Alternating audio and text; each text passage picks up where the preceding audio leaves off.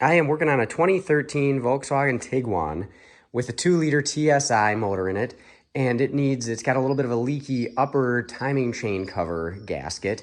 And I didn't see any videos on this application. I saw all videos of the longitude mounted 2.0, but not the transverse mounted. And I wasn't sure if I was going to be able to get this cover off without pulling not just the motor mount, but the whole bracket that goes up to the motor mount off the front of the engine. And as you can see here, I was able to get it out of here. It was a little bit of finagling. It was a little tough. I had to use a ratcheting wrench to get the bottom 2 bolts because you can't fit a Torx bit into the end. But yeah, I'm actually hardly any tools into this and just a little bit of finesse.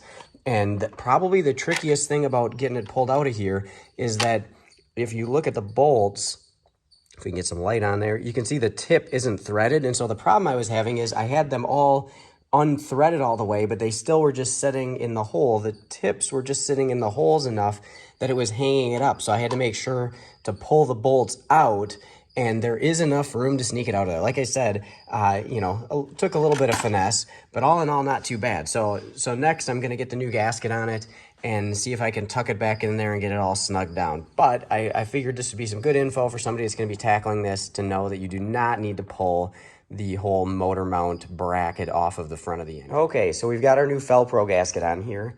In this application, you can see it's a VS50762R.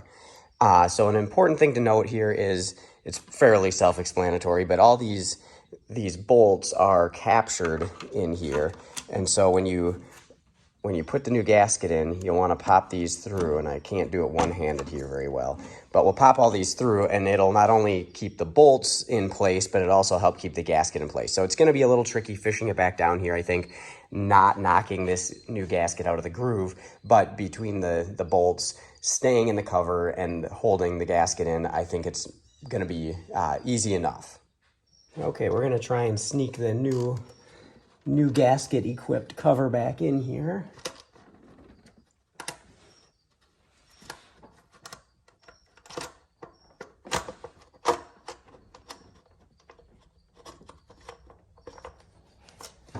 We're close.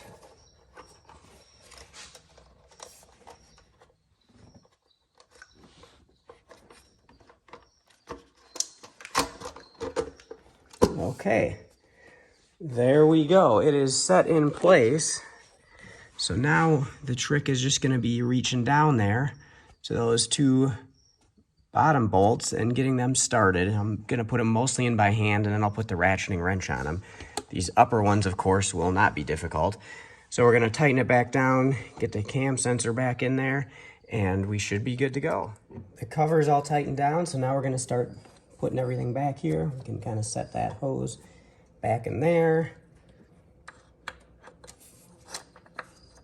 I am not replacing the O-rings on this because it is dry as a bone and everything looks good. So that would be easy to do down the road if it turned out that it was a problem.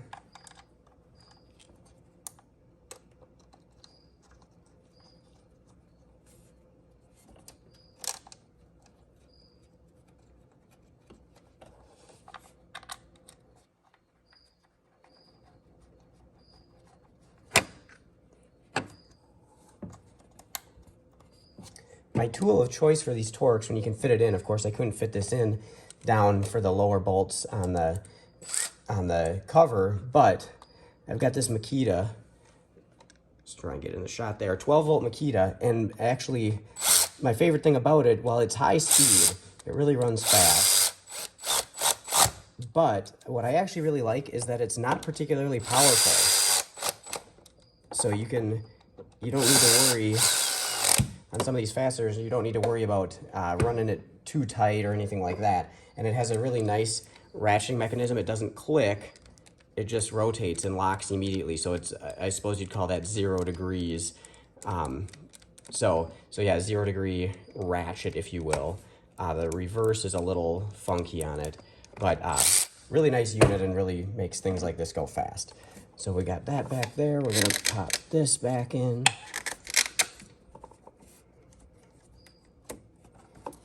All right, and we've got that all buttoned up. Now I just need to put the cover over the engine and we're good to go.